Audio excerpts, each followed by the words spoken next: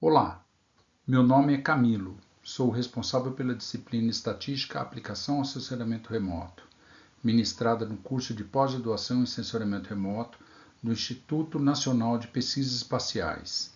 Todo o conteúdo dessa disciplina pode ser acessado nos links disponibilizados na descrição deste vídeo. Nessa aula, a gente vai continuar falando sobre a inferência estatística, uma estimação feita agora por intervalo de confiança. Nós já discutimos a estimação pontual e agora vamos falar um pouquinho de intervalo de confiança. Então, primeiro, vamos pensar que, como a gente já falou, né, um parâmetro ele pode ser estimado através de um único valor, um estimador pontual. Nós vimos o caso da média amostral, a variância amostral e a proporção amostral. Vamos pensar que eu tenho uma população, uma variável aleatória, né, representada por essa variável aleatória, e ela tem uma distribuição desconhecida. Mas a gente está supondo que essa distribuição, independente de qual seja, existe uma média representada por μ, a média populacional.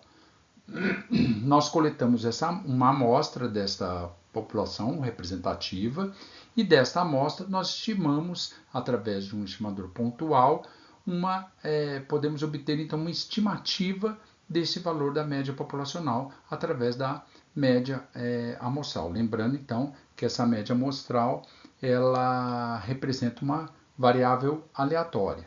Então, se amostras de tamanho n fossem obtidas e para cada uma fosse calculado x barra, a gente poderia esperar que todas tivessem o mesmo valor? Sempre, mesmo que eu repita a diferentes amostras, eu iria obter o mesmo valor para essa média amostral? Muito pouco provável, né? Então, como o estimador nós vimos, ela é de fato uma variável aleatória, então há, pelo menos teoricamente, uma distribuição associada a esse estimador. Então, lembra que a gente viu que um estimador ele tem uma média e tem uma variância.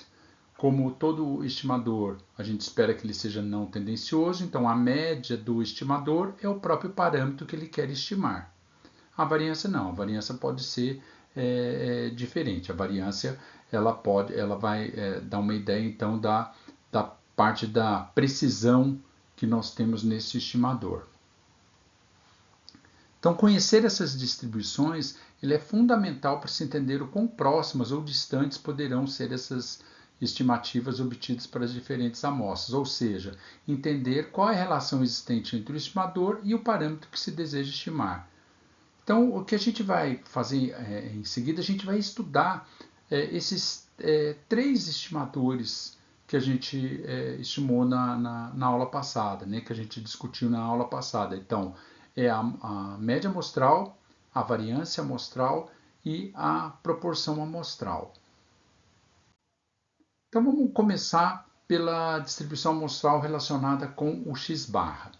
Então vamos imaginar aqui eu tenho uma amostra aleatória compostas, então lembrando aqui, por um conjunto de variáveis aleatórias, todas vindo da mesma população, todas elas então têm a mesma distribuição. Então aqui a princípio representada por uma distribuição desconhecida, e a gente pode imaginar que tem uma média e tem uma variância.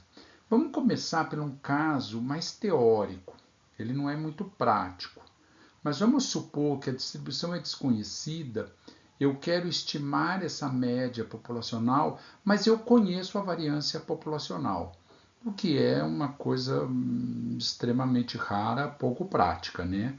Mas vamos começar assim, para a gente começar a desenvolver esse arcabouço teórico para entender essa distribuição amostral. Depois a gente vai progredindo e a gente vai evoluindo e vai descobrir uma distribuição amostral para a média amostral quando a variância for desconhecida também. Mas vamos começar por esse caso mais simples, mais teórico.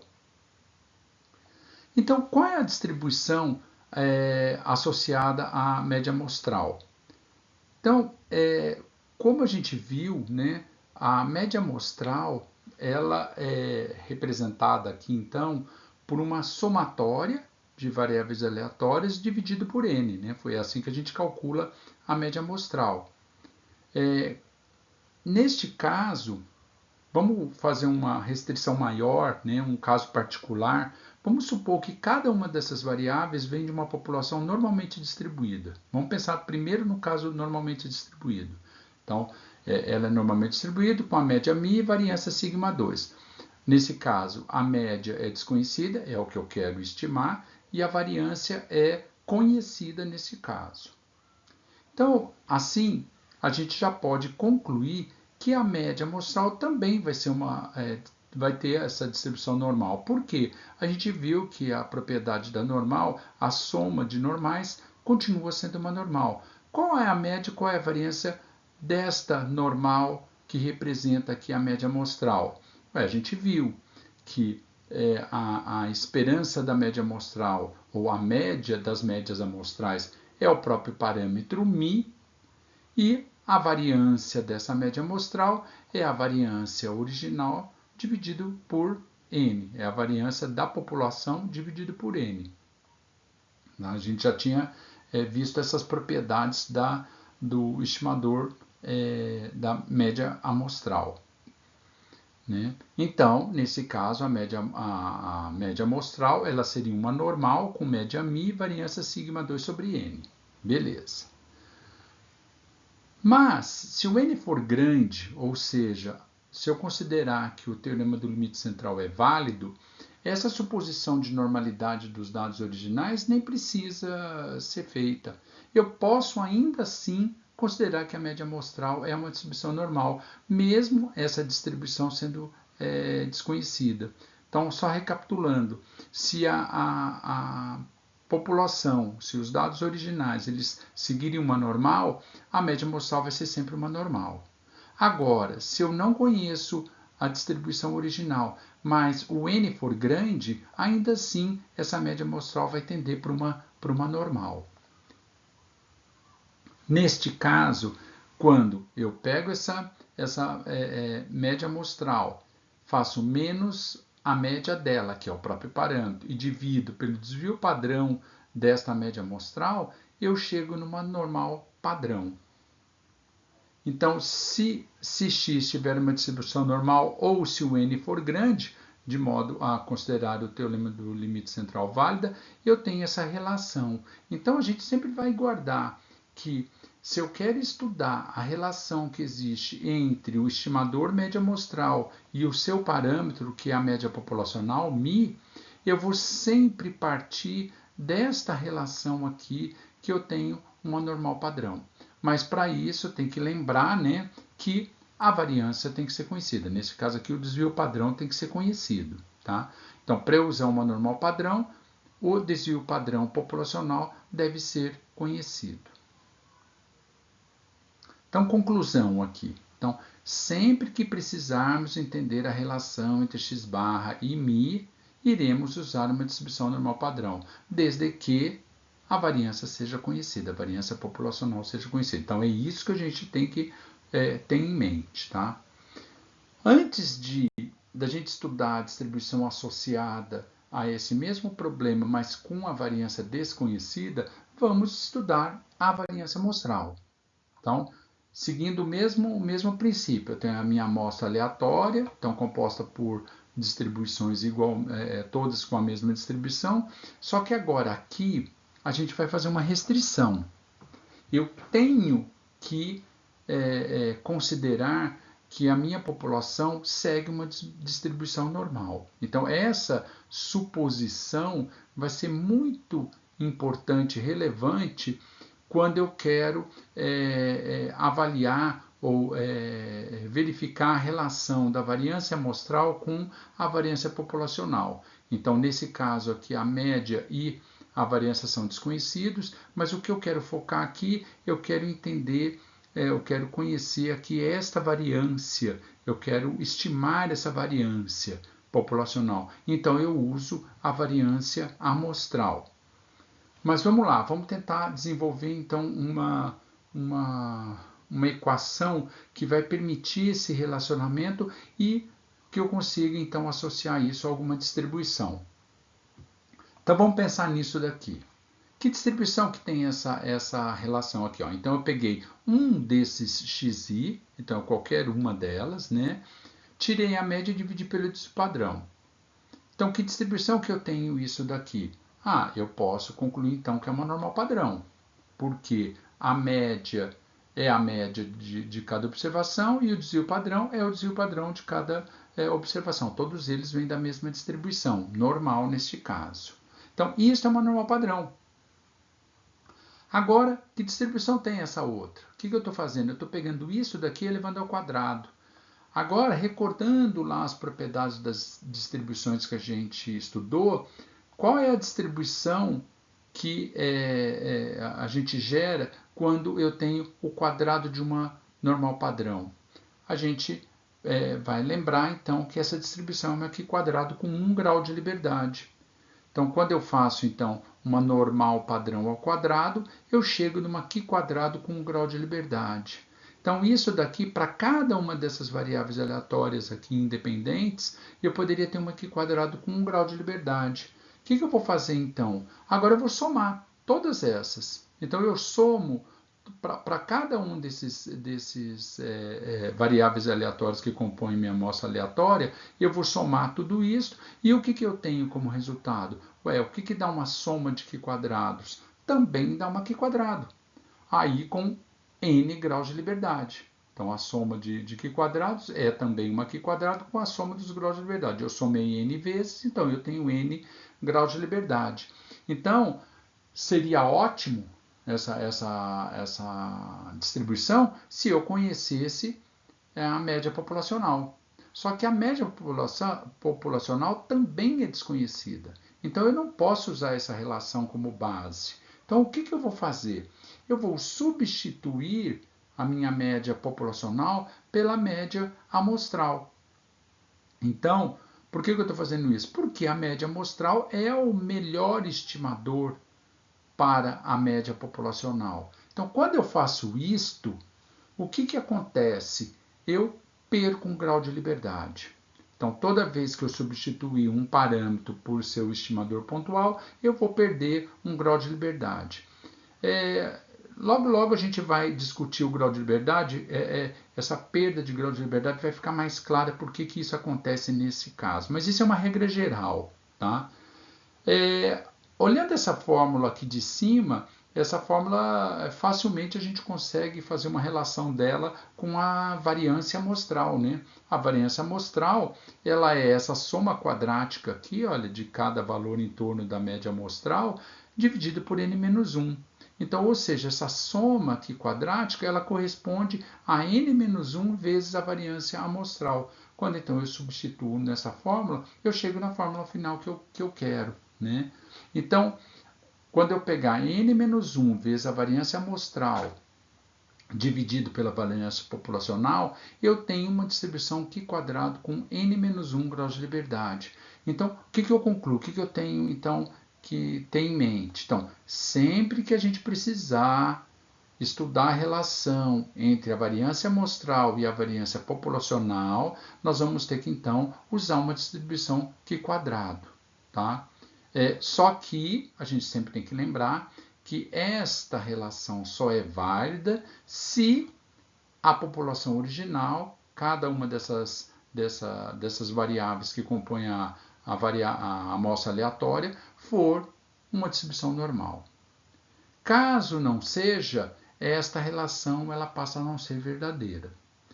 É claro que quando a gente chegar lá na parte de teste de hipótese, a gente vai ver qual é o impacto de não conseguir provar que essas variáveis originais aqui, elas têm uma distribuição normal. A gente vai ver esse impacto e vai ver se isso realmente é importante ou não. Mas então, de modo geral, vocês vão ver que toda vez que eu quiser usar essa relação, primeiramente eu tenho que provar que os meus dados são normalmente distribuídos. Tá? Então, é um pré-requisito. Né? Então, para chegar a essa relação, precisa que os dados sejam normalmente distribuídos.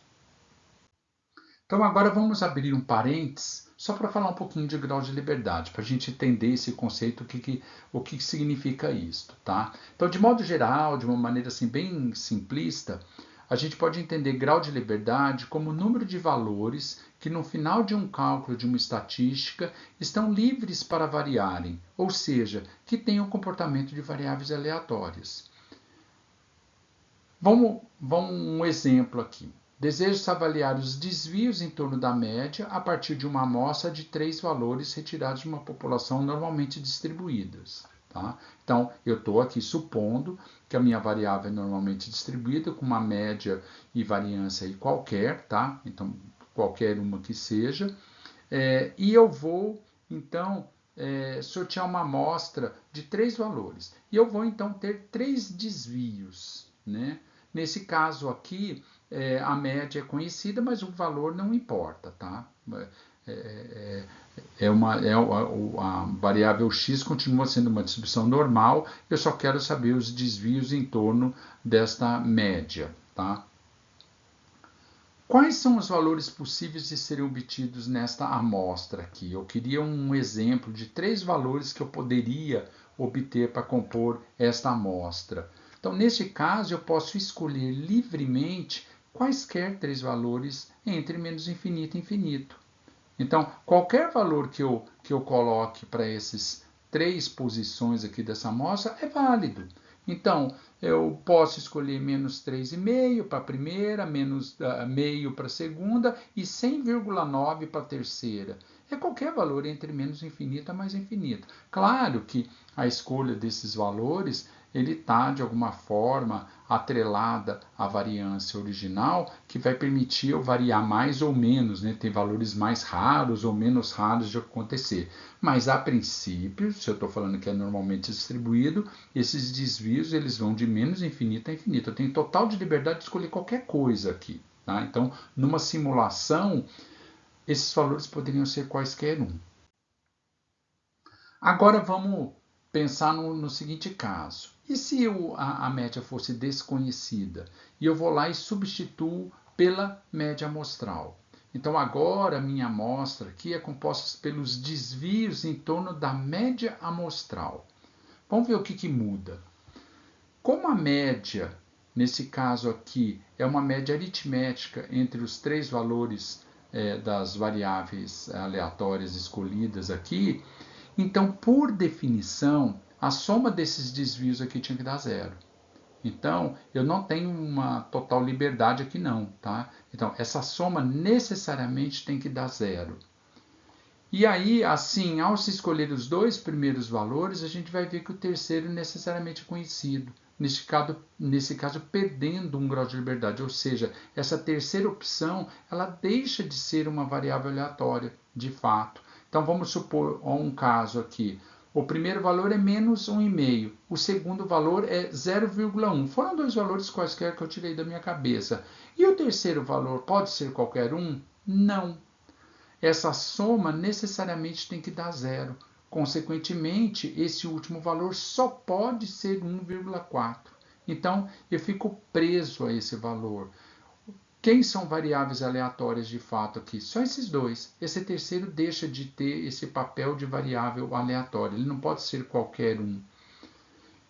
Então, as perdas, de modo geral, para a gente entender os graus de liberdade, acontecem sempre que um parâmetro é substituído pelo seu estimador. Vocês vão ver lá na frente, quando a gente estiver discutindo várias análises estatísticas, que vão ter muitos graus de liberdade perdidos de acordo com a maneira como a gente está analisando. Tá? Então, isso a gente vai falar muito sobre perdas de grau de liberdade. Tá? Isso é uma questão importante para a gente saber efetivamente quantas variáveis aleatórias eu estou manipulando com aquela equação, lá, com aquela expressão matemática. Tá? Então, beleza. Então, vamos fechar o parênteses. Vamos voltar ao nosso problema, então. Tá? Aquilo é só para explicar aquela questão da perda do grau de liberdade. Vamos voltar, então, para aquele nosso caso, onde eu quero estudar a relação entre a média amostral e a média populacional. Então, neste caso, eu vou restringir aqui, dizendo que também a variância é desconhecida. A variância populacional ela também é desconhecida. Só que aqui também vocês vão ver que há necessidade de eu garantir que esta população seja normalmente distribuída. Vai dar para perceber por que isso é necessário ser feito, tá? Mas vamos por parte aqui. Vamos lá. Então, que distribuição que tem essa relação aqui? Então, a gente viu alguns slides atrás que essa relação aqui, então, representa uma normal padrão. Lembrando, então, que a média amostral ela é uma normal com média μ, variância sigma 2 sobre n. Então, essa distribuição aqui é uma normal padrão. E esta outra? Essa a gente acabou de ver também, que essa aqui, ela segue uma distribuição Q quadrado, com n menos 1 graus de liberdade. Aqui está a restrição. Isso daqui só é válido se a distribuição original for normal. Então, isso daqui tem uma restrição.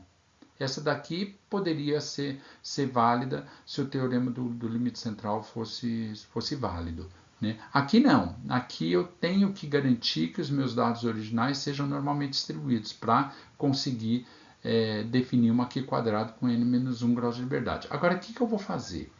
Eu vou juntar essas duas expressões numa única e tentar descobrir que distribuição é esta.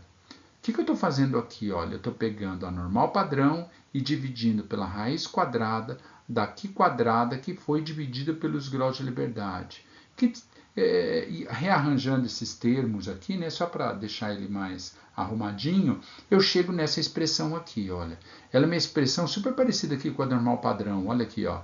Ela é bem parecida. O que tem de diferente? Aqui é sigma, aqui é S. Então, aqui eu tenho o desvio padrão populacional, aqui eu tenho o desvio padrão amostral.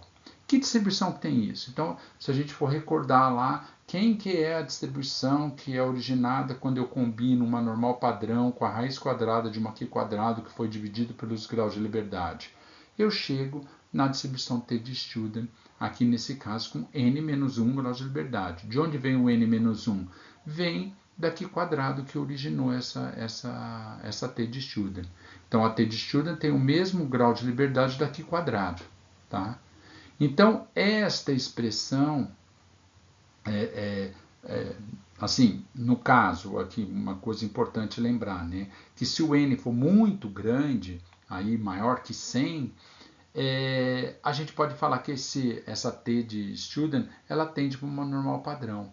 Então, eu volto a ter a mesma expressão original aqui. Então, apesar de eu não conhecer o desvio padrão populacional, eu uso o desvio padrão amostral, mas trato ela como se fosse uma normal padrão. Isso vai ser possível. Vocês vão ver que lá na frente, mesmo desconhecendo a variância, eventualmente a gente vai trabalhar com a normal padrão.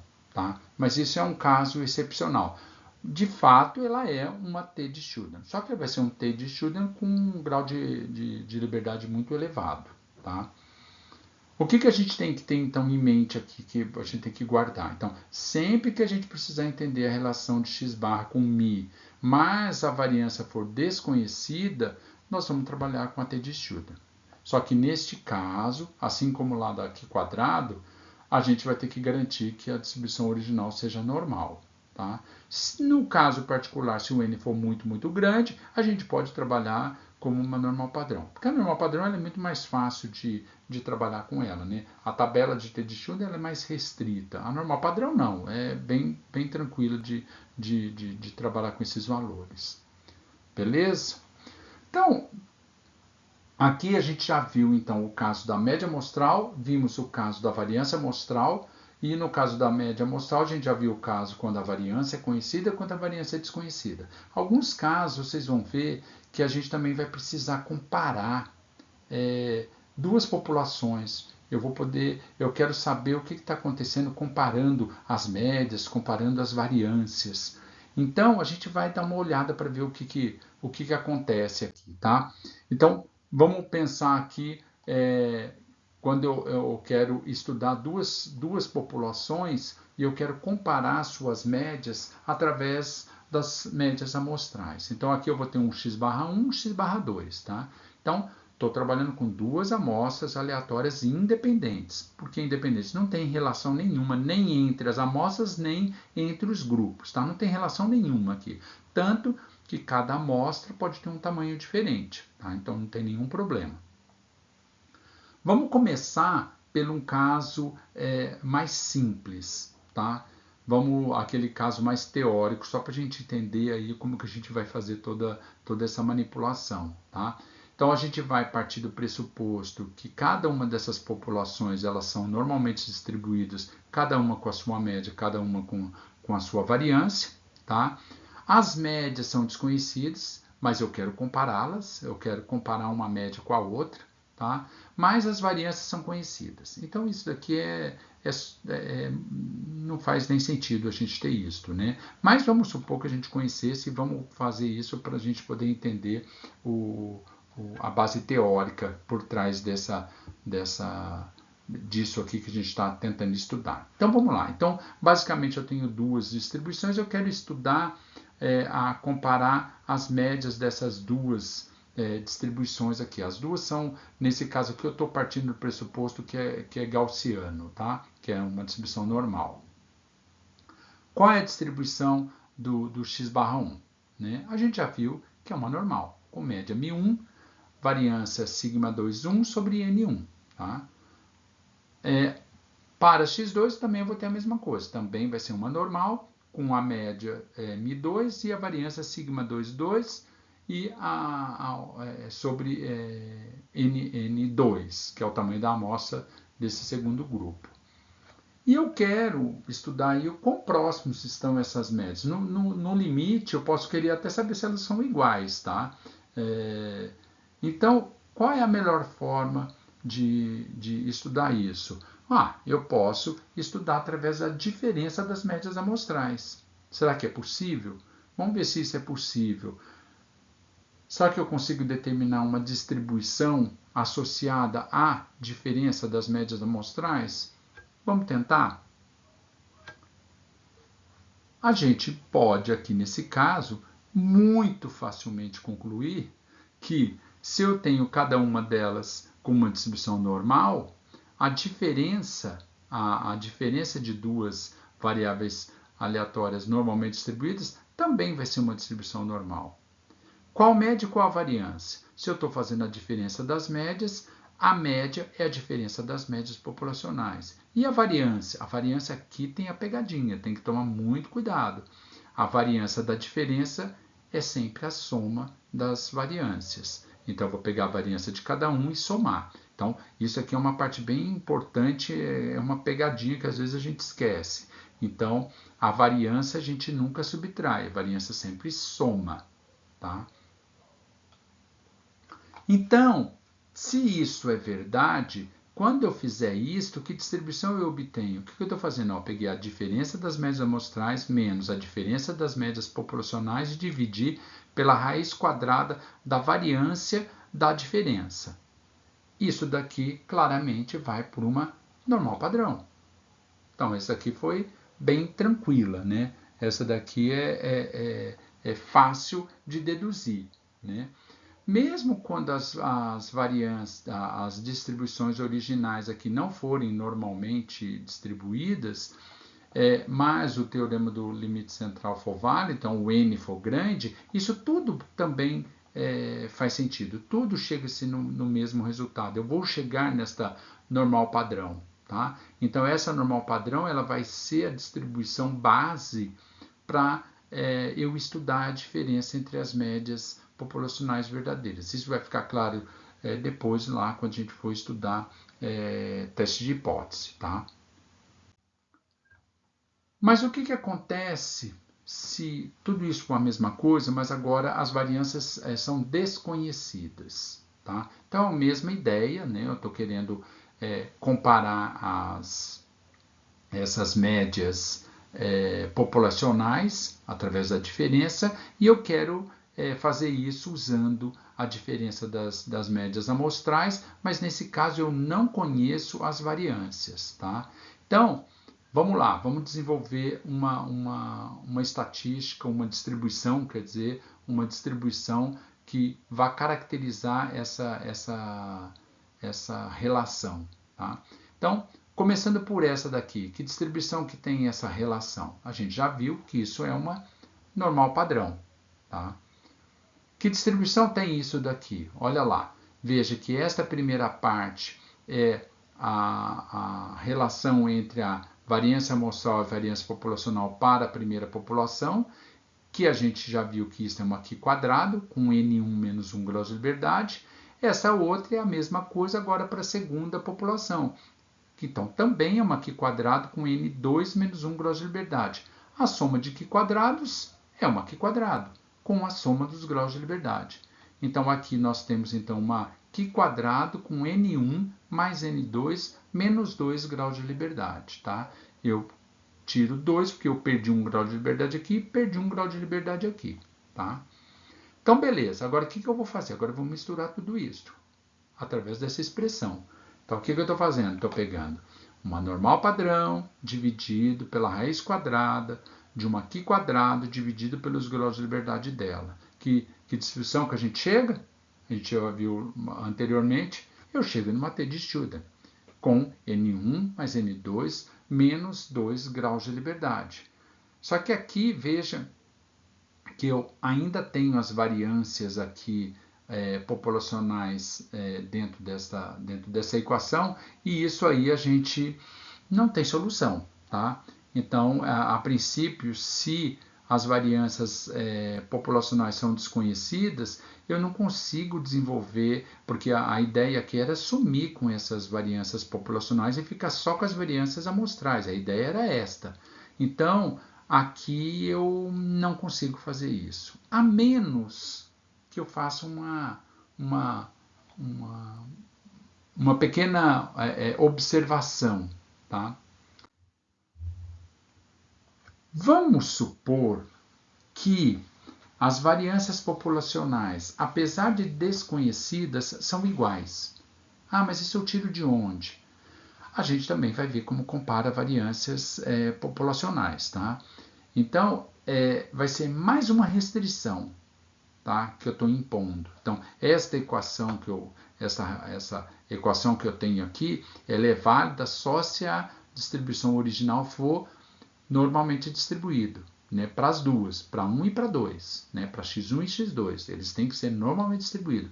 Agora aqui eu estou impondo mais uma outra restrição. Apesar de desconhecidos, as variâncias têm que ser a mesma. O que eu consigo com isto, né, fazendo desse jeito? E essa abordagem, esse tipo quando a gente fala que as variâncias são iguais, a gente chama isso de abordagem homocedástica. Tá? Então, quando eu falo que esse teste é um teste homocedástico, ele pressupõe que as variâncias sejam iguais. Tá? Então, neste caso, o que eu vou fazer? Eu vou substituir sigma 1 ao quadrado e sigma 2 ao quadrado por sigma ao quadrado, porque vai ser o mesmo para os dois. Fazendo isto, eu vou conseguir fazer uma simplificação dessa expressão. Eu consigo, inclusive, cortar esses dois sigmas aqui, e essa expressão, rearranjando nesses termos, eu chego nessa expressão, que não é muito bonita, tá? Mas pelo menos aqui ela tem uma relação que eu não preciso conhecer os valores das variâncias populacionais para chegar a uma T de Student. Então, veja que aqui, para usar essa expressão aqui, eu tenho duas pressuposições. Os dados têm que ser normalmente distribuídos e as variâncias, apesar de desconhecidas, elas têm que ser iguais. Então, são duas pressuposições. Sempre que eu for usar isso, eu vou ter que testar para ver se isto pode ser considerado verdadeiro. Tá? Então, lá no teste de hipótese, vocês vão ver que, mesmo eu querendo comparar duas médias, eu vou ter que acabar comparando as duas variâncias também. Tá? Agora, no caso, quando as variâncias elas são diferentes, tá? Então, se eu considerar essas variâncias diferentes entre si, aquela equação lá eu não resolvia, não tinha como resolver aquela equação original, né? E esta abordagem é o que a gente chama de abordagem heterocedástica. Então, eu estou pressupondo que as variâncias sejam diferentes entre si. Neste caso aqui, eu dei um salto, tá? Não estou explicando como que essa equação aqui ela foi obtida, tá? Mas eu posso usar, simplesmente substituir essas variâncias populacionais pelas variâncias amostrais. Ó, a equação fica exatamente o mesmo.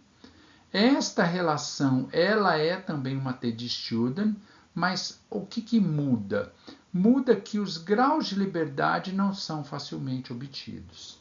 Para obter os graus de liberdade dessa T-de-Student, a gente usa essa equação aqui. Então, esta equação é bem simples, mas para calcular o grau de liberdade tem que ter muita atenção. Então, isso daqui é um cálculo bem complexo. Então, esse grau de liberdade fica dependendo das variâncias amostrais e do tamanho das amostras de cada um. Tá? Claro que esse valor aqui ele vai dar um valor quebrado, então dá um número real, e os graus de liberdade sempre tem que ser inteiros. Então, a gente faz um arredondamento. Então, eu vou pegar o inteiro mais próximo desse valor aqui obtido. Tá? Então, o importante aqui, que tem que ficar bem claro, que a seleção de qual abordagem, se a homo ou se a heterocedástica, ela não é uma escolha assim aleatória, não. Ela deve ser adotada para a gente fazer essa seleção, a gente tem que verificar previamente se essas variâncias populacionais podem ou não ser consideradas iguais. Isso a gente vai ver que a gente vai fazer através de um teste de hipótese. Então, relembrando, para eu usar então a abordagem homocedástica ou heterocedástica, primeiro eu tenho que verificar se as variâncias, apesar de desconhecidas, são iguais ou se elas são diferentes. Tá? Então, aí que a gente vai para a próxima. Como que eu comparo? Né? Como que eu vou comparar as duas variâncias amostrais? Eu quero ver o quanto elas são semelhantes. Tá? Então, nesse caso aqui, eu vou começar definindo que as populações sejam normalmente distribuídas, cada um pode ser com a sua média e a sua variância. Tá? Então, tanto a média quanto a variância elas são desconhecidas. Então, no fundo, eu estou comparando essas distribuições, mas agora, em vez de comparar a média, eu quero comparar a variância. Qual é a variância que parece ser maior, ou se as duas variâncias são iguais, o que é que eu quero saber isso, né? Eu quero estudar isso.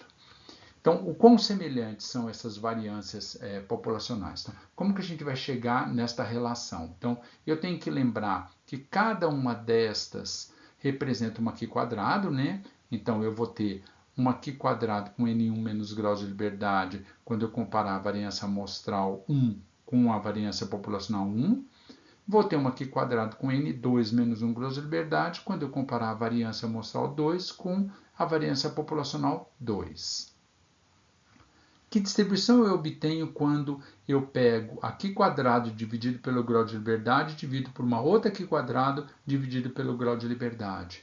Lembrando lá, relembrando as distribuições, eu vou ver que eu chego numa F. A F é uma razão de Q quadrados que foram divididos pelos seus graus de liberdade. Tá? E lembrando, a F ela tem dois graus de liberdade. Tem o grau de liberdade 1 e o grau de liberdade 2. É sempre importante a gente lembrar que o primeiro grau de liberdade é a Q quadrado que está no numerador, o segundo grau de liberdade é a Q quadrado que está no denominador. Então, nesse caso aqui, eu vou ter uma F com N1 e N2 menos 1. N1 menos 1 e N2 menos 1 graus de liberdade. Tá? Pegando essa expressão aqui e rearranjando, né, essa expressão, eu vou chegar nesta expressão final aqui. Aqui essa expressão só coloquei a variância amostral sobre a variância amostral e a variância populacional sobre a variância populacional. Aqui o importante é sempre ter claro que o primeiro grau de liberdade aqui refere-se à variância amostral que eu estou colocando aqui no numerador. Só tem que ter essa atenção. porque lembrando, eu não posso trocar esses graus de liberdade do jeito que eu quiser, não. Então, não pode. Então, se eu quero estudar, comparar, então, as variâncias populacionais, eu vou fazer através de razões, tá? Não diferença. Por que eu não posso estudar a distribuição associada à diferença das variâncias amostrais? Porque não existe. Então, para eu comparar variâncias populacionais, sempre é feito através dessa razão. Tá? Então, a média eu comparo através da diferença, a razão a variância, as variâncias eu comparo através da razão. Tá? Então, essa é uma regra. Então, a gente viu aí a média, a variância e a comparação entre elas. Né? A mesma coisa vai valer para as proporções, né, amostrais. Então, se eu quero estudar a proporção amostral, já que ela é o estimador pontual para a probabilidade de sucesso da binomial, eu quero estudar qual é a distribuição que relaciona esses dois. Então, aqui nesse caso, a probabilidade de sucesso, ela sempre está associada a uma distribuição binomial. Então, eu imagino que y aqui tem uma distribuição binomial com os parâmetros NP, né? Lembrando que o y é uma somatória de Bernoulli, e na Bernoulli o P equivale justamente à probabilidade de sucesso. Né? O que representa aqui o y sobre n? Representa a proporção amostral. E essa a gente já tinha visto, né, que essa proporção amostral ela é um bom estimador da probabilidade de sucesso. Né? Então, já que a esperança de P-chapéu é P, e a variância de P-chapéu é PQ sobre N. Agora, a gente tem que descobrir qual que é a distribuição de P-chapéu. Né?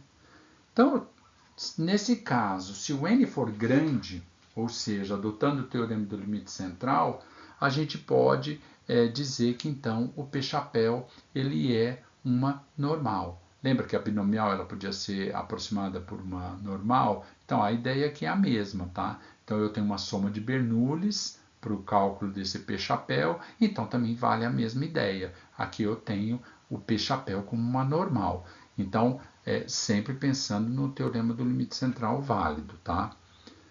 Então, neste caso, essa expressão então vai me permitir então que eu estude a relação entre P-chapéu e P.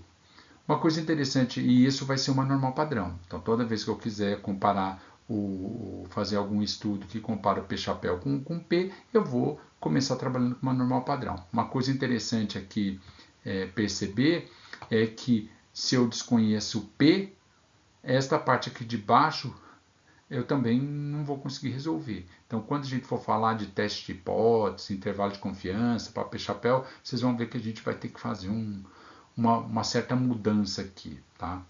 Mas vamos deixar para frente. A princípio, então, essa daqui é a distribuição básica que a gente vai usar quando eu estiver estudando o comportamento aqui de P-chapéu em relação a P.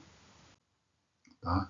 A mesma coisa, a mesma linha de raciocínio vai ser quando eu estiver relacionando, então, agora, querendo comparar, então, a probabilidade de sucesso de duas distribuições distintas. Eu vou seguir o mesmo caminho, né?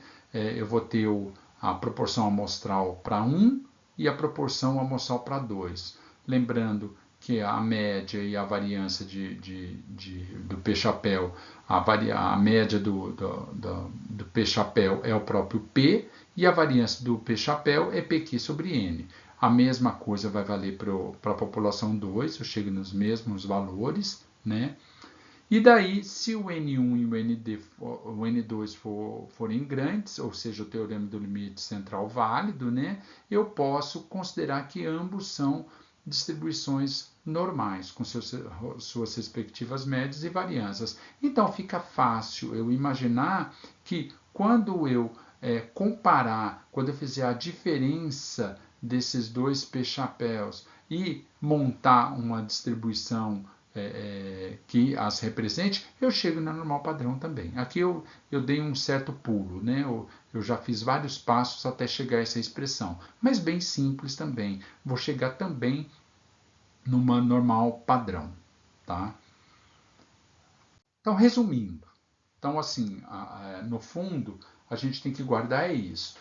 Se eu estou estudando x barra para poder entender como se comporta o mi, eu vou usar uma normal padrão se a variância for conhecida, ou uma t de student com n-1 graus de liberdade se a variância for desconhecida. Se eu tiver querendo estudar a variância amostral, para entender o que está acontecendo com a variância populacional, eu vou trabalhar sempre com aqui quadrado. Aqui pressupondo que os dados são normalmente distribuídos, nessa T aqui também, tá? Normalmente distribuídos. Perfeito. Se eu estiver comparando as médias populacionais através da diferença das médias amostrais, eu vou usar uma normal padrão se as variâncias forem conhecidas, uma T de student com N1 mais N2 menos 2 graus de liberdade se as variâncias forem desconhecidas, mas forem iguais, então aquela abordagem homocedástica. Ou então vou usar aquela outra T de student, que o grau de liberdade é meio complexo, né? Se as variâncias forem desconhecidas, mas eu considere as diferentes. Então, a escolha dessa abordagem não sou eu que escolho. Eu tenho que me basear num outro teste para poder verificar qual dessas hipóteses aqui é verdadeira, para escolher qual a abordagem. Então, essa segunda abordagem, a heterocedástica. Se eu tiver estudando a razão da variância amostral para tentar entender o que está acontecendo com a razão da variância populacional, só tenho a F para trabalhar. Tá?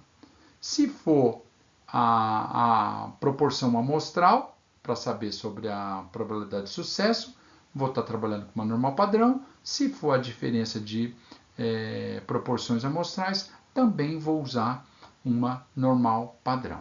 Então veja que a gente estudou um monte aí de distribuições para a gente entender como que esses estimadores, quando comparados com seus parâmetros, eles variam. Eu tenho várias distribuições associadas. E uma coisa importante que também, né, a gente viu que a T de Student, a Q quadrado e a F são distribuições que elas aparecem dentro desse contexto de inferência estatística. Elas não vão ser utilizadas, não são distribuições utilizadas sozinhas, né? Elas vão estar sempre dentro de um contexto de inferência. Então agora a gente pode chegar então finalmente para o tema desta aula, que é o conceito de intervalo de confiança. Tá? Só fazendo voltando um pouquinho, né, relembrando, então um parâmetro ele pode ser estimado através de um único valor, que é o estimador pontual, que a gente já falou bastante sobre ele, né? Então, por exemplo, eu tenho uma distribuição qualquer aqui e vamos supor que o meu interesse é estudar a média populacional, né? Ela tem uma média populacional aqui desconhecida, eu vou tirar uma amostra, desta amostra eu calculo um estimador para tentar chegar o mais próximo possível deste parâmetro μ. Então, a média amostral usada para a gente entender, tentar chegar o mais próximo possível desta média populacional, né? Mas eu poderia perguntar uma questão aqui, né, básica. Qual é a probabilidade de que esse x barra tenha exatamente o valor de μ? Ou seja, qual é a probabilidade que eu consigo imaginar que aquele valor que eu obtive para aquela amostra, aquela estimativa, eu acertei em cheio, num parâmetro que eu estou procurando, né?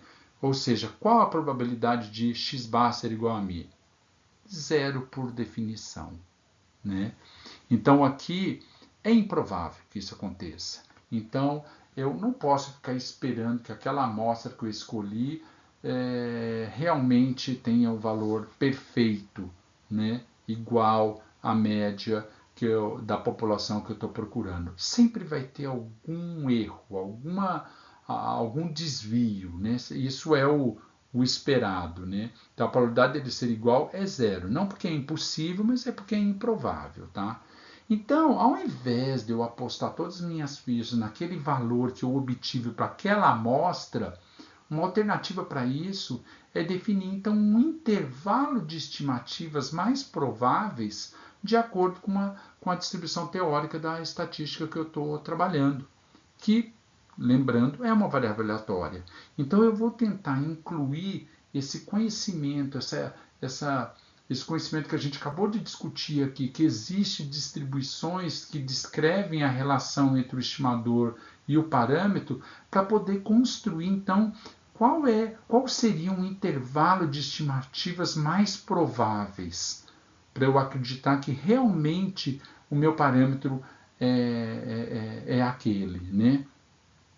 Então, para isso, é necessário conhecer essa distribuição que a gente acabou de ver. Por isso que eu tenho que definir essas distribuições. Então, lembrando aqui, né, voltando exatamente o que a gente discutiu. Imagina que eu tenho uma amostra aleatória, essas variáveis aleatórias têm uma distribuição desconhecida, com média μ e variância, neste caso aqui, conhecida. Vamos pegar aquele primeiro caso teórico, mais simplesinho, né?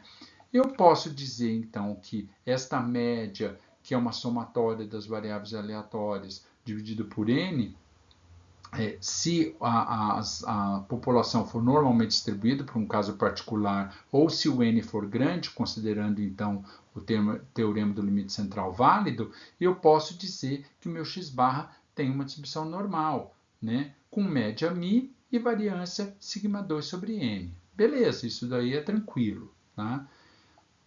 Então, o que eu estou dizendo? Eu estou dizendo que desta população eu tiro uma amostra e esta amostra ela deveria seguir essa distribuição. Então, é uma distribuição do x barra, tá? Então, se eu repetisse essa amostragem muitas e muitas e muitas e muitas vezes, esses valores obtidos para x barra deveriam seguir uma normal. Neste caso aqui, se a distribuição original for uma normal ou se o n for grande. Tá? Então, essa deveria ser a distribuição do meu x-bar, no fundo, que eu estou querendo dizer aqui. Tá? Qual a média? μ. Então, os valores mais prováveis de acontecer, eles devem estar próximos de μ. Aqui estão os valores mais prováveis de ocorrência, em torno do μ. Tá? Lembra que para uma distribuição normal, o μ também representa aquela ideia da moda, né? E também da mediana. Né? Então, nesse caso, quando eu obtenho uma estimativa, eu estou supondo que a minha estimativa, o mais provável é que ela esteja nessa região próxima de μ, e não muito longe. Pode ser? Pode. Pode ser que aquela minha amostra gere uma estimativa muito distante da verdadeira média, mas não é o mais comum. O mais comum é ela estar próximo. Então, o que eu faço? Ao invés de acreditar naquele valor de μ, eu vou construir esta faixa de valores aqui, tentar adivinhar qual é essa faixa de valores aqui mais prováveis e mais próximos de μ. Olha como que a gente faz, então, essa construção, né? Então, partindo da população original com uma distribuição desconhecida ou normalmente distribuída, se o teorema do limite central for válido, né, o x-bar vai ser normalmente distribuído. Então, beleza. Qual a distribuição que a gente tem com essa transformação aqui? Ó? Tirei a média, dividi pelo desvio, dividido aqui pela raiz de n. A gente viu que isso aqui é uma normal padrão. Tá? Então, a normal padrão tem essa cara aqui, né? Ó, uma normal padrão, e eu tenho o zero centrado aqui no normal padrão. Onde que estão os valores mais prováveis de acontecer aqui na normal padrão? Estão em torno aqui do zero. Então, nesse zero, por volta, no entorno desse zero, são os valores mais frequentes de acontecer. Então, para eu construir o que é mais perto? Isso é muito relativo, eu não tenho como saber o que é mais perto. Então, eu vou adotar aí arbitrariamente, eu vou selecionar uma faixa de valores. Tá? E para definir essa faixa de valores, eu vou escolher um valor de z, um valor acima do qual ou abaixo desse valor, eu vou ter o que eu estou chamando de valores mais prováveis. Lembrando que a normal padrão é uma distribuição simétrica. Então, se esse limite superior for z, esse limite inferior aqui vai ser menos z. Então, a probabilidade de uma normal padrão ter valores entre menos Z e Z vai ser dada por esta área preta. Então, se eu estiver pensando neste caso aqui, numa definição onde o Z em absoluto for maior do que esse valor tabelado, eu estou falando exatamente dessas áreas em branco, são os valores que estão no extremo. Isso aqui eu vou chamar de alfa. Tá? Este alfa, a gente chama isso daqui de nível de significância. Tá? A gente vai falar muito sobre nível de significância quando a gente for falar de teste de hipótese. Tá? Então, se eu tenho alfa representando o nível de significância, que é esta área que eu não quero, é a área que eu considero que está longe, né? Eu vou dividir esse alfa em duas partes. Para cá eu tenho alfa sobre 2, para cá eu tenho alfa sobre 2. Né? Eu tenho metade do alfa para cada lado. O que resta aqui nessa distribuição aqui? Eu tenho o que falta completar, que é 1 menos alfa.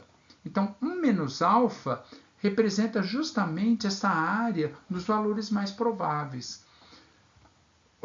Esse termo aqui, 1 menos alfa, a gente chama isso de nível de confiança. Então, aqui é outra palavrinha-chave dentro de estatística. Tá? Eu tenho nível de significância e nível de confiança. Um é o complementar do outro. Tá? Então, eu posso falar em termos de significância, eu posso falar em termos de confiança. Tá? Aqui é o que escolho. Neste caso, nesse contexto que a gente está construindo aqui, como eu estou procurando os valores mais prováveis de ocorrer, eu estou falando da confiança. Então, por isso a gente chama de intervalos de confiança. Tá? E como confiança tem a ver com a gente acreditar ou, que aqueles valores realmente estão bem próximos do verdadeiro, né? Esses valores de confiança, em geral, são muito altos.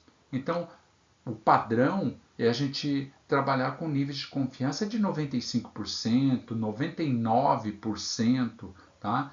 Eventualmente, posso trabalhar com 90%, não é muito comum.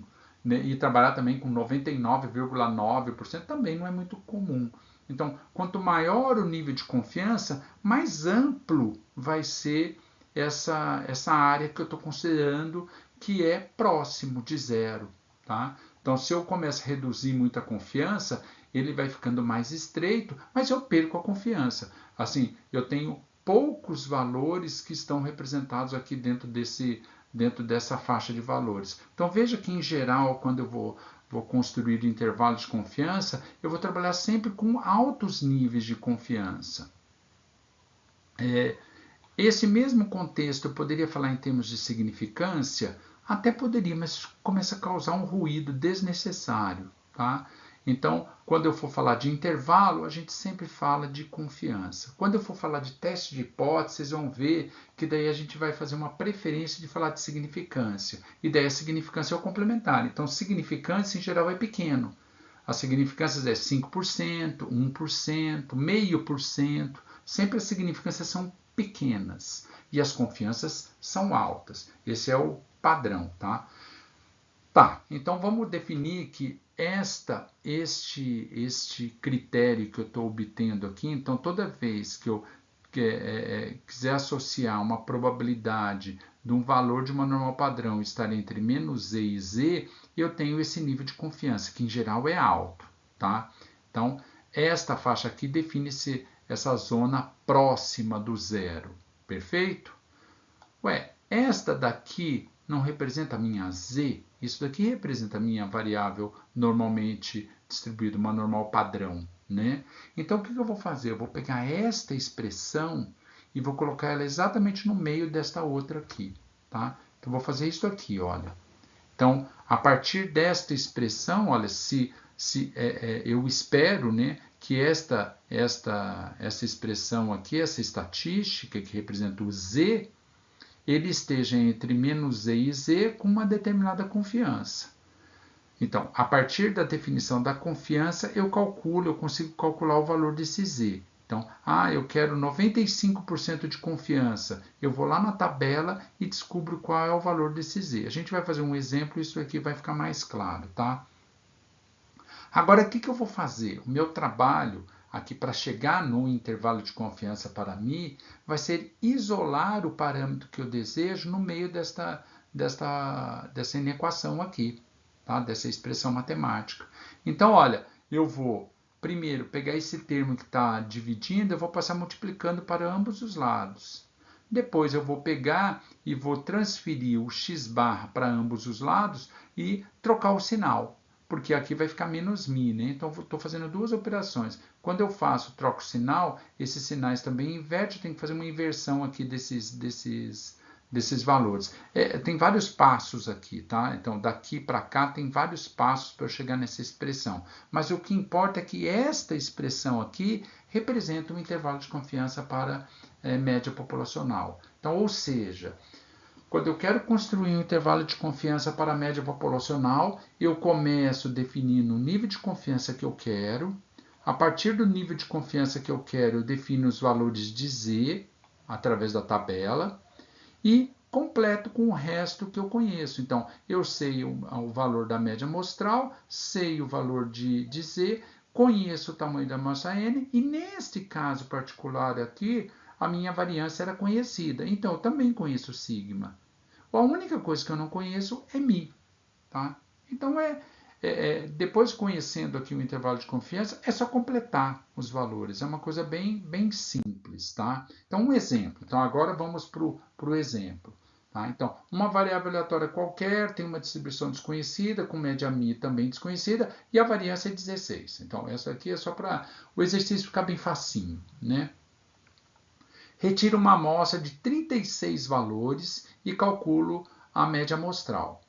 Eu quero que você construa, então, um intervalo de confiança de 95% para mim, supondo que essa média amostral aqui que eu calculei deu o valor de 12,7. Então, veja que para eu construir, então, um intervalo de confiança para mim, já que eu conheço a variância, eu vou partir desta fórmula básica. E o que eu sei? Eu quero 95% de confiança. Então, o que eu vou fazer? Primeiro, é sempre bom às vezes a gente desenhar para a gente não se perder o que eu estou querendo. Então, eu quero essa normal padrão, eu tenho 95% aqui, consequentemente eu tenho 2,5 e 2,5. Tá? O que eu tenho que fazer? Eu tenho que procurar qual é o valor de Z que me deixa uma área aqui à direita de 2,5. Aquela tabela, né, que a gente usou, dá exatamente isso. Ó. Então, veja, eu quero este valor aqui, ó, obter este valor. Então, qual é o valor que me deixa à direita 2,5%? Por que eu estou procurando 2,5%? Porque a minha tabela é feita assim. Se eu tivesse uma outra tabela de normal padrão, eu ia procurar isso de uma outra forma. Tá? Então, aquela área que eu estou procurando, eu procuro aqui 2,5%. Na normal padrão, a área dessa curva, ela está aqui no corpo da tabela. Então, eu vou sair procurando onde está o 2,5. Tá? Ela começa aqui de meio e termina lá tendendo a zero. Então, eu saí olhando, cheguei aqui, olha, tenho exatamente o 2,5 aqui. Ó. Aqui aparece exatamente o 0,0250. Esse aqui é o valor que eu estou procurando. Qual é o valor de Z correspondente a isso? O Z está dividido. A primeira casa decimal está aqui, a segunda casa decimal está aqui. Então, eu olhando aqui os valores correspondentes a esse número, eu chego no valor de Z. O Z que eu estou procurando é 1,96. Então, esse valor para a estatística normal padrão, ele é tão conhecido que as pessoas elas memorizam esse número. Falam, toda vez que eu quero construir intervalo de confiança partindo de uma normal padrão e com 95% de confiança, eu uso 1,96. Tá? As pessoas até decoram esse número aqui. Tá? Mas no nosso caso não precisa decorar nada, é só procurar mesmo. Então, beleza, descobri que esse valor de Z vale 1,96. Consequentemente, se esse é 1,96, esse outro lado aqui é menos 1,96, né? Eu tenho já os dois extremos, que eles aparecem aqui, ó. Aqui tem menos e mais e. São exatamente esses dois valores aqui. Então, ó, agora veja, a partir do nível de confiança eu calculei z, eu sei o valor de x barra, sei o valor de sigma, sei o valor de n. Consequentemente, eu consigo só calcular, então, só substituindo os valores, eu calculo, então, o meu intervalo de confiança. Então, eu posso dizer que, neste caso, baseado nesse valor de média amostral, eu posso dizer que a minha verdadeira média populacional ela está entre 11,393 e 14,007 com 95% de confiança, tá?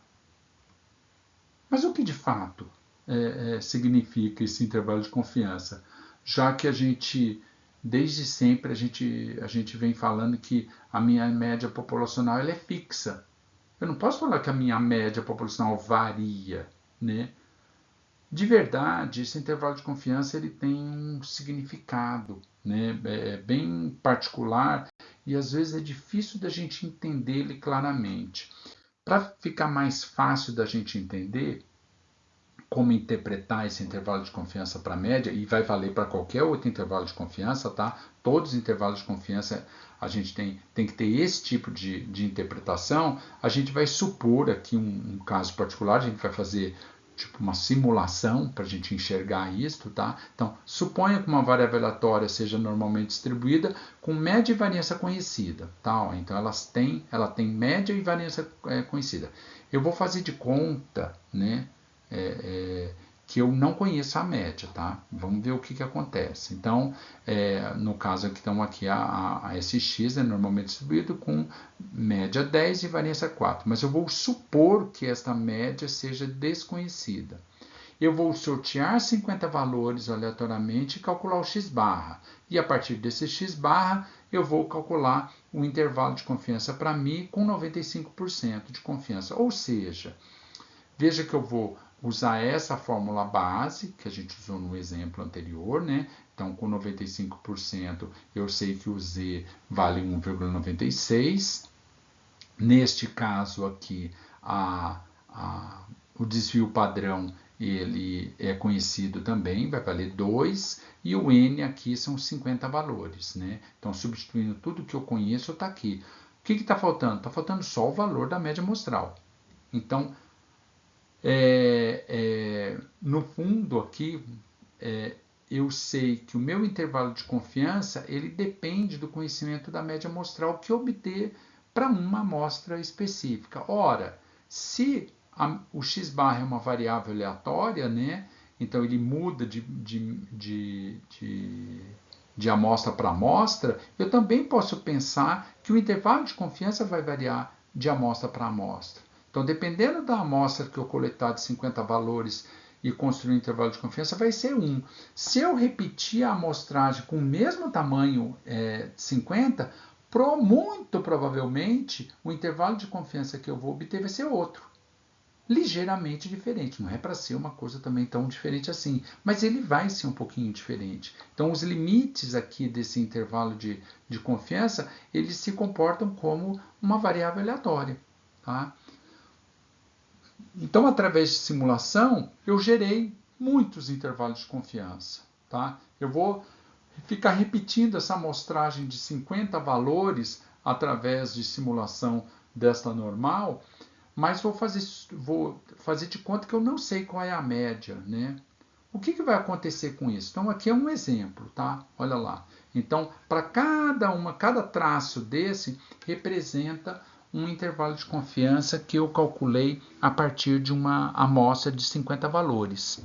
Veja que para cada vez que eu fizer a simulação, essa barra está um pouquinho para cima, um pouquinho para baixo, para cima, para baixo.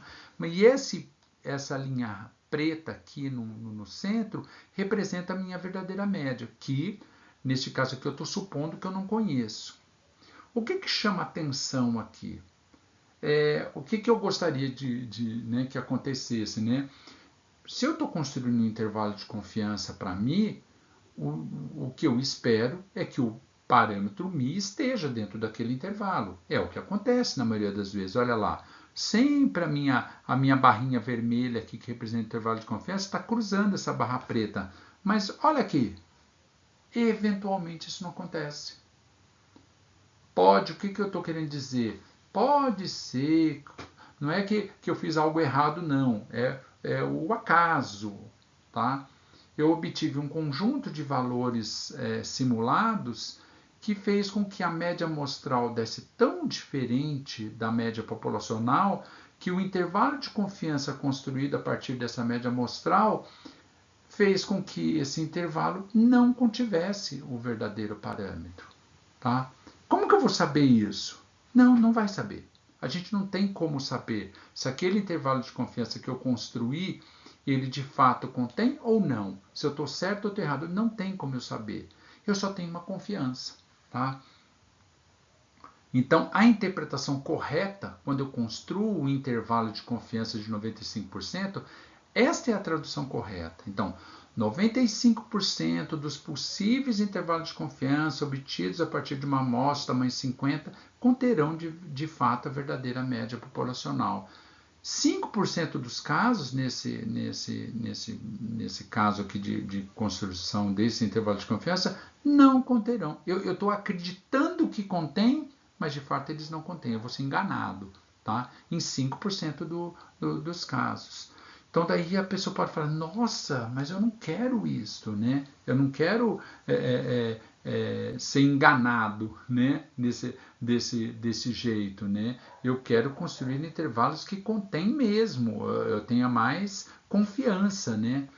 A gente vai ver, essa simulação aqui, ela aparece numa planilhinha Excel, caso vocês queiram ver essa parte da simulação acontecendo, né? Muito provavelmente quando você abrir a planilha não vai aparecer esse gráfico perfeitamente, porque é uma simulação. Então, cada vez que você abre, é um conjuntinho que é gerado aleatoriamente, tá? Mas o que a gente espera, se o intervalo de 95%, 5% das vezes o intervalo não vai conter o verdadeiro parâmetro, tá?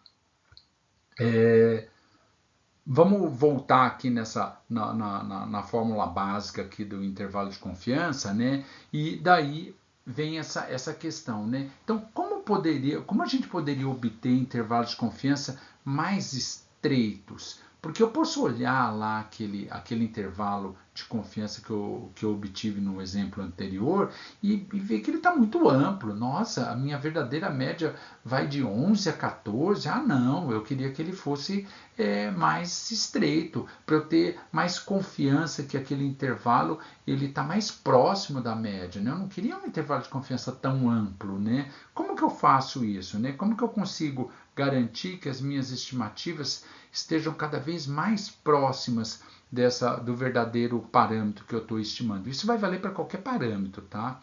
Então, o primeiro deles é diminuindo a confiança, né? É óbvio que se eu começar a trabalhar com uma confiança menor, então, quanto menor for esse nível de confiança, mais esse z vai ficar próximo de zero. Então, mais estreito vai ficar isto, né?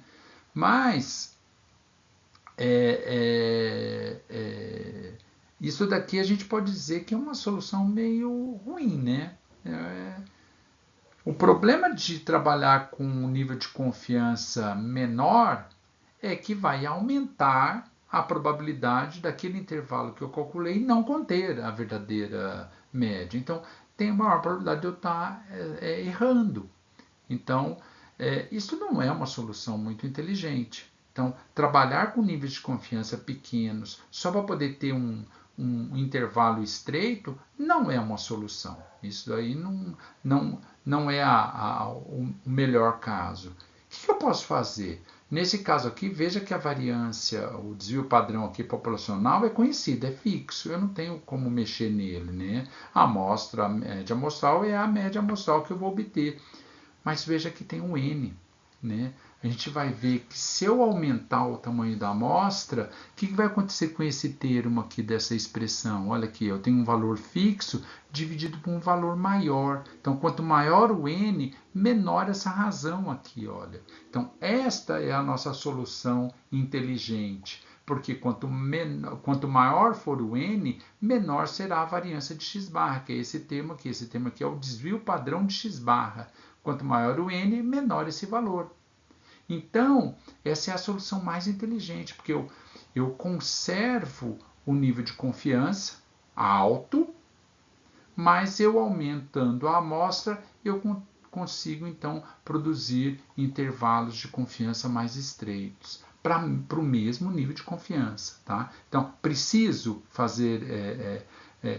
eu acho que aquele meu intervalo de confiança está muito amplo, eu não vou mexer na confiança, eu mexo no tamanho da amostra. Vou lá, coleto mais amostra. Então, sempre esta vai ser a melhor opção.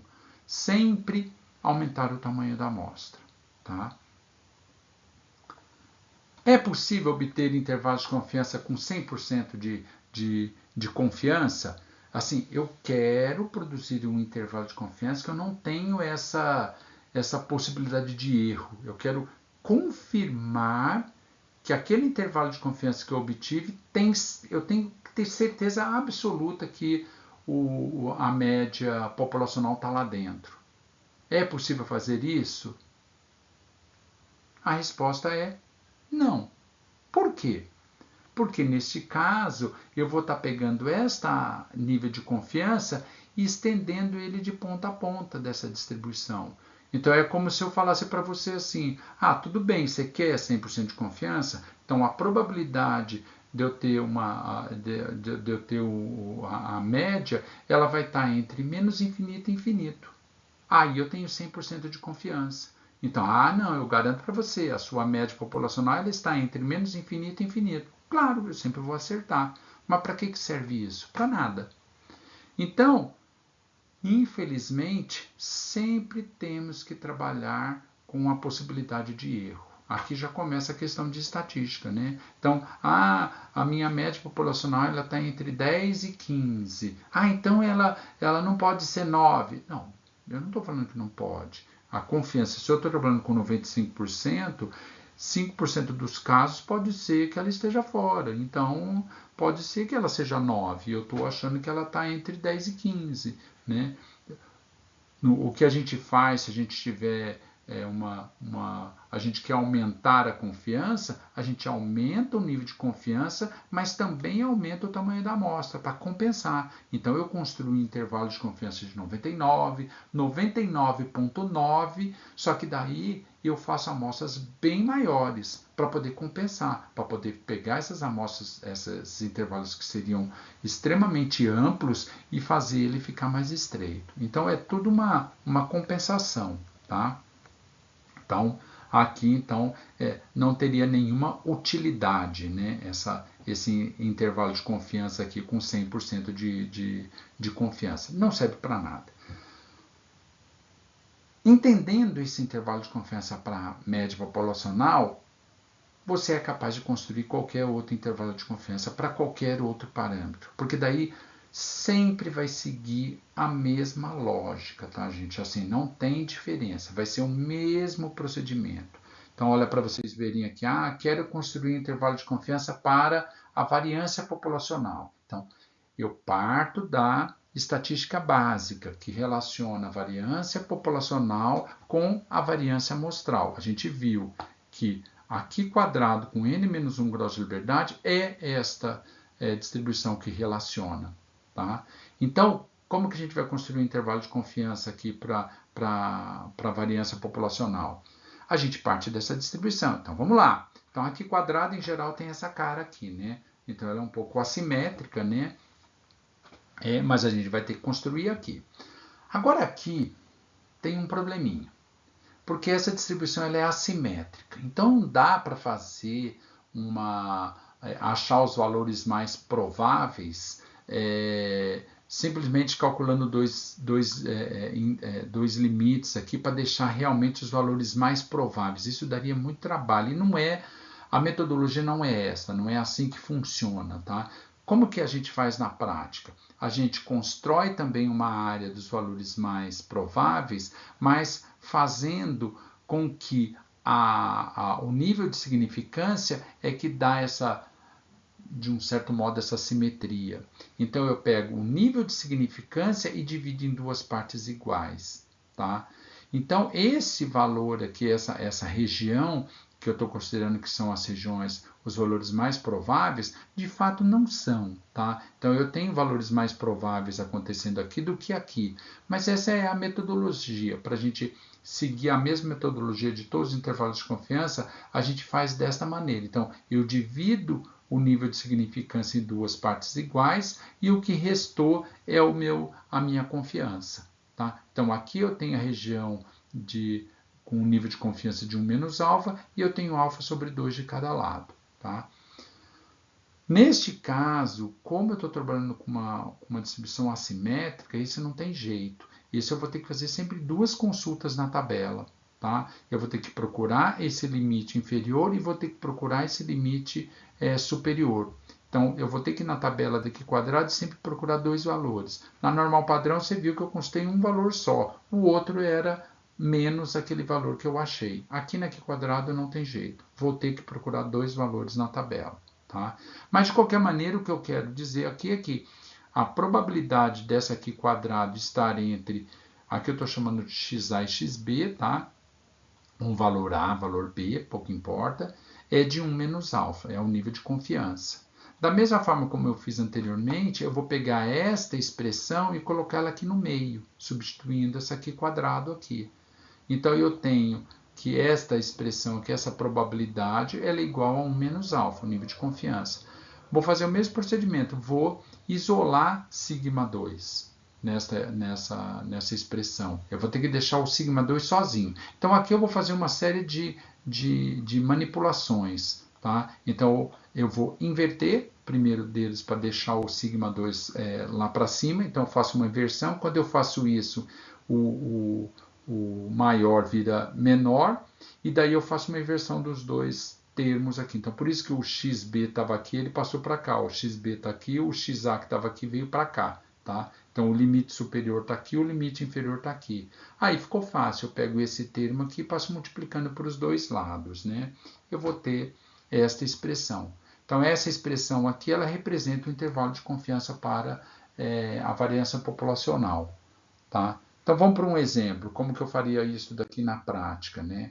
Então, uma variável aleatória qualquer tem uma distribuição normal. Então, veja que agora que eu tenho que fazer essa consideração, né? Porque para poder trabalhar com Q quadrado, a distribuição original tem que ser uma distribuição normal, com média μ e variância sigma2 desconhecidos. Eu não conheço nem média nem variância.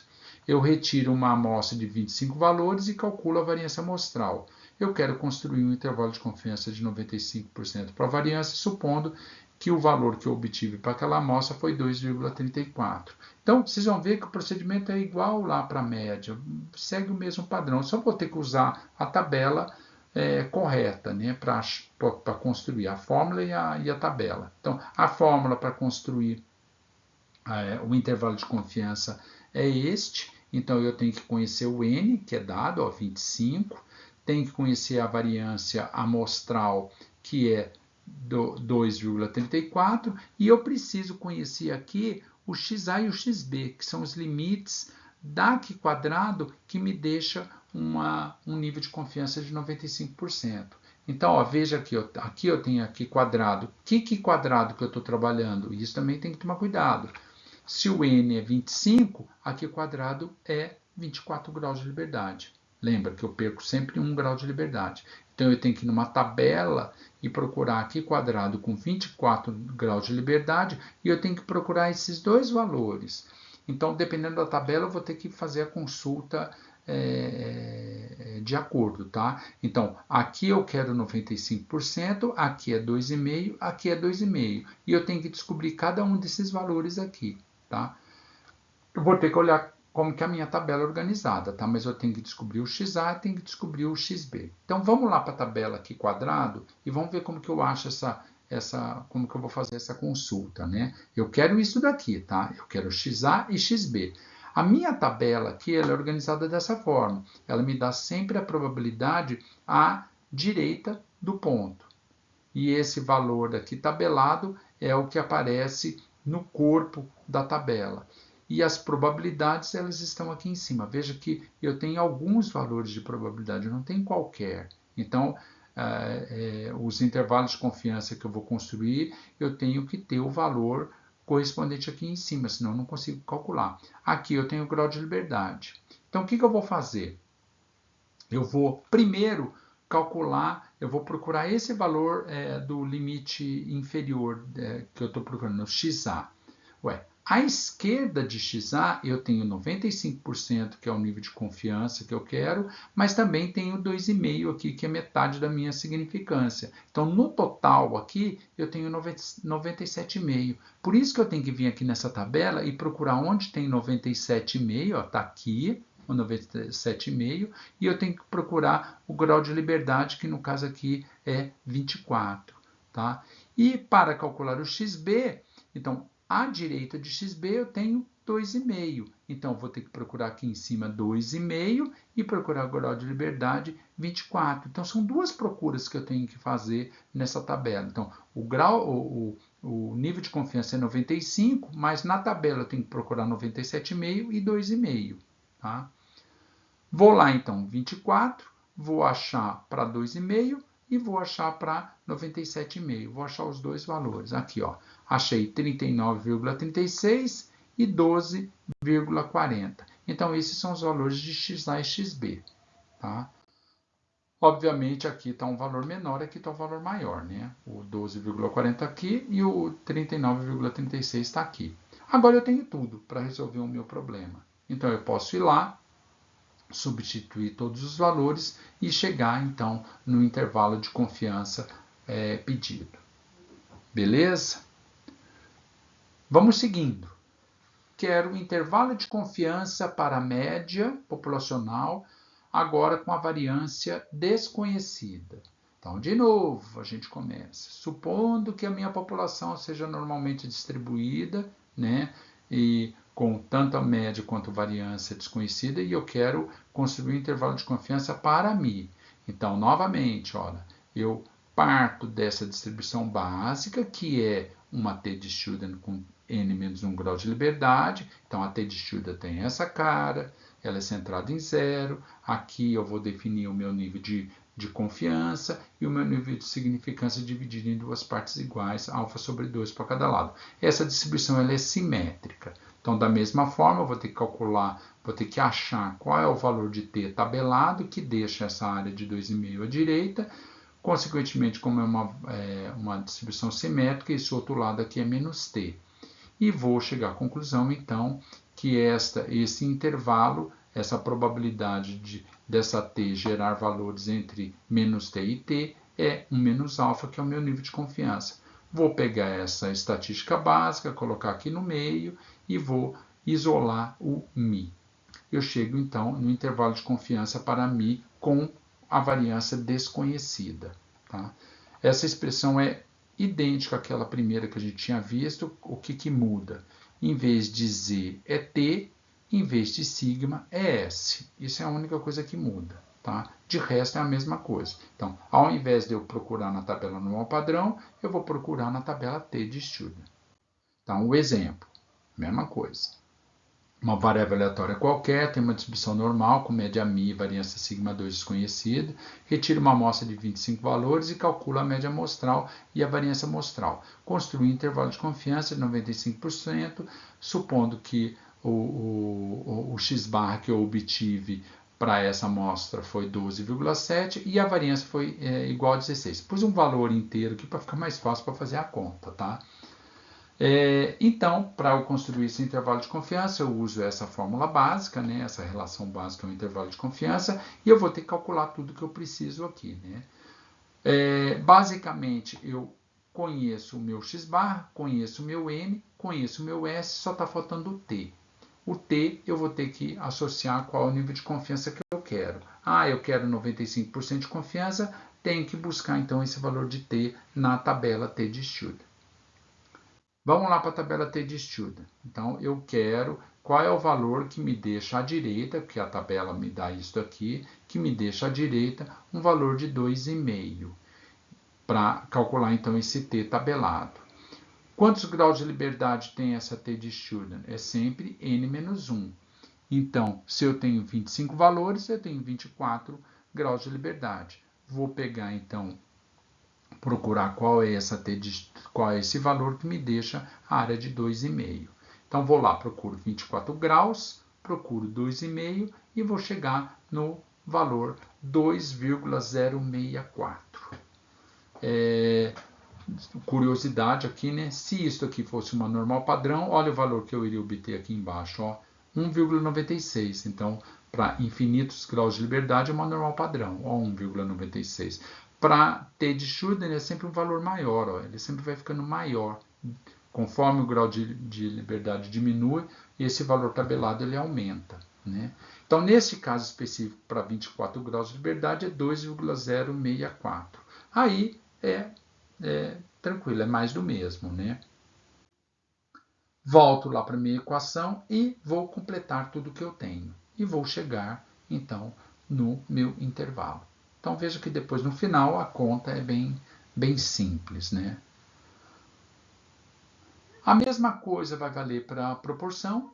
Então, eu vou fazer o mesmo procedimento, vou pegar a distribuição base que relaciona aí a minha proporção amostral com o P, lá da binomial, a probabilidade de sucesso, né? Eu vou lembrando aqui que essa distribuição aqui, então, é uma normal padrão. Então, eu começo novamente aqui pela normal padrão, seguindo o mesmo princípio, né? Então, a probabilidade de uma normal padrão ter os valores entre menos z e z é 1 menos alfa, que é o meu nível de confiança, substitui essa expressão aqui dentro, eu tenho essa expressão, vou isolar esse P aqui de cima, aqui a gente vai ver que eu não consigo isolar, porque ó, o P aparece aqui, o P aparece aqui, lembrando que Q é um menos P, mas eu vou fazer a mesma expressão como eu fiz para o X barra. Esse o P aqui faz o papel do Mi, né, aqui em cima. Então, eu vou isolar este P aqui especificamente.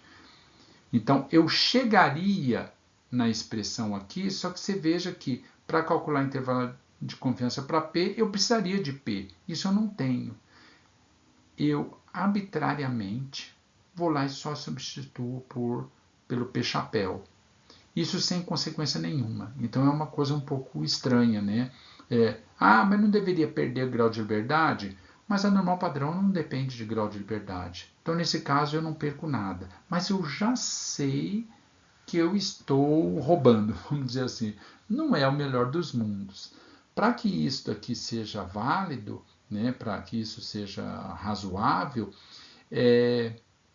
esse n tem que ser bem grande. Mas já deveria ser mesmo, né? Lembra que para que isto aqui seja verdade, então para que P chapéu tenha uma distribuição normal, o n teria que ser muito grande, né? Você estimar a probabilidade de sucesso a partir de uma proporção amostral, o n tem que ser grande. Então essa aproximação que a gente está fazendo aqui é uma aproximação, mas é a única coisa que é possível ser feita. Tá? Não há outra solução para isso daqui. Tá? Então, ao invés de eu ter P e Q verdadeiros aqui, eu ponho P chapéu e Q chapéu e é o que é possível ser feito. Tá? Resumindo, aqui eu não dei nenhum exemplo, né? Porque é só substituir valores. Então, resumindo, né? Se eu quiser intervalo de confiança para mim, eu vou ter que trabalhar com uma normal padrão se a variância for conhecida, ou uma T de Student com n menos 1 grau de liberdade se a variância for desconhecida. Se eu quiser fazer intervalo de confiança para a variância, vou ter que trabalhar com uma Q quadrado, com n menos 1 grau de liberdade, então não tem outra. Se eu quiser trabalhar com P, eu vou ter que trabalhar com uma normal padrão, né?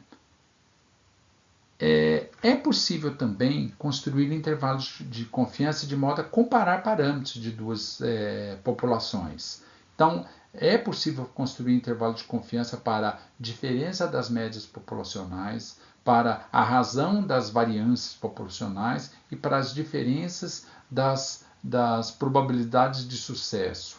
Tá? Eu posso fazer isso, posso construir esse intervalo de confiança. Tá? Essas construções desse intervalo de confiança estão no material extra sobre esse mesmo tema de intervalo de confiança, tá? Mas por que ele não está aqui? Porque quando eu quero comparar médias, quero comparar variâncias, quero comparar aí as probabilidades de sucesso, isso é muito mais interessante fazer isso usando o teste de hipótese, tá? E não através de intervalo de confiança, tá? Então, não é o propósito de intervalo de confiança não é testar hipóteses, tá? A propósito de intervalo de confiança é fazer uma estimação de um parâmetro, só que não pontualmente, através de um intervalo. Tá? Então, ele vai servir esse intervalo de confiança quando eu não sei nada sobre aquele parâmetro e eu quero ter uma ideia do parâmetro. Daí a gente constrói intervalo de confiança. Agora, se eu quero dizer realmente algo a respeito daquele intervalo, daquele parâmetro, não é intervalo de confiança que eu vou fazer. Eu vou fazer teste de hipótese, que quando a gente entrar lá no teste de hipótese, vocês vão ver que a base dos testes de hipótese segue também a mesma coisa que do intervalo de confiança, só que é uma outra ideia, um outro raciocínio, tá? Então, resumindo aí, né, algumas observações importantes que a gente tem que guardar aqui no que diz respeito a intervalos de confiança, tá? Então, os intervalos de confiança são construídos a partir de uma distribuição que relaciona o estimador pontual ao seu parâmetro. Então, se eu quero falar alguma coisa sobre um parâmetro, eu tenho que descobrir qual é o estimador pontual dele e qual é a distribuição que relaciona esses dois, tá? Que é aquela tabelinha que a gente viu lá anteriormente, lá no começo, tá? Para se conseguir intervalos de confiança mais estreitos, então o limite inferior e superior sejam bem próximos, conservando o mesmo nível de confiança, deve-se sempre aumentar o tamanho da amostra. Então, sempre amostras maiores elas vão ser mais interessantes, tá? Caso o intervalo de confiança seja utilizado para verificar se um parâmetro para o qual o intervalo de confiança foi construído tem um determinado valor, deve-se aceitar qualquer valor presente dentro desse intervalo, considerando aquele nível de confiança adotado. Então, aqui um exemplo. Fui lá construir um intervalo de confiança para mim e obtive esse intervalo de confiança aqui, ó. Então, que a probabilidade desse Mi estar entre 20,3 e 43,8 é de 95%. Se eu quiser usar esse intervalo de confiança para responder determinadas questões do tipo Mi pode ser 30? Sabe que a verdadeira média ela é 30? Eu tenho que falar aqui sim. Por quê? Porque o 30 está dentro desse intervalo. Tá? Na estatística, a gente costuma não falar um sim direto, né? Como eu tenho uma confiança associada nesse intervalo, eu sempre dou respostas um pouco mais evasivas, tá? Então, normalmente a gente responde assim: não se pode negar que ela seja 30, tá? Ou então, mais elaborado ainda, não há razões para eu discordar que a verdadeira média Mi seja de fato 30. Então vem aquela questão, mas então não é 30. Não, eu não estou falando que não é. Mas então é. Não, eu também não estou falando que é. Então a resposta é sempre um pouco evasiva nesse sentido. Ela pode ser 30? Pode. Mas também pode ser 21? Pode. Porque o 21 também está dentro. Então não é porque o 21 está mais perto de um dos limites, então, o 30 é mais provável que seja 30 do que 21. Não, não. Qualquer valor desse nível com esse nível de confiança é válido, tá? Ele pode ser 45? Não. Então a resposta é sempre assim, sempre acrescentando, neste caso que eu estou trabalhando com intervalo de confiança, 95% de confiança. Caso eu mude o nível de confiança, vocês vão ver que essas conclusões podem mudar.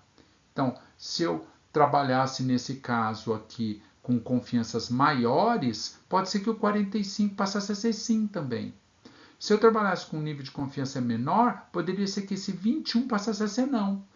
Então, vocês vão ver que essa resposta que eu vou dar aqui vai depender do nível de confiança que eu estou trabalhando. Então, essa escolha do nível de confiança, ele é muito importante para eu tirar conclusões a partir desse intervalo de confiança que eu construí. Tá?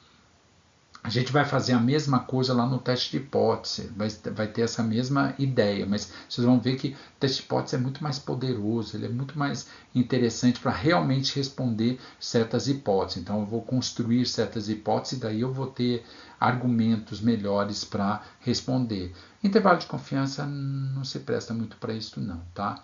E aqui só fazendo a última chamada aqui, né? Não confundir intervalo de confiança com intervalo de credibilidade, tá? Então aqui, apesar de alguns livros de estatística, alguns estatísticos falarem que você pode meio que considerar a mesma coisa, assim, esse termo é válido, eu prefiro aqui separar essas duas coisas. Então, intervalo de confiança, ele é uma estimação de um parâmetro por intervalo, tá? É só uma maneira de eu estimar um parâmetro.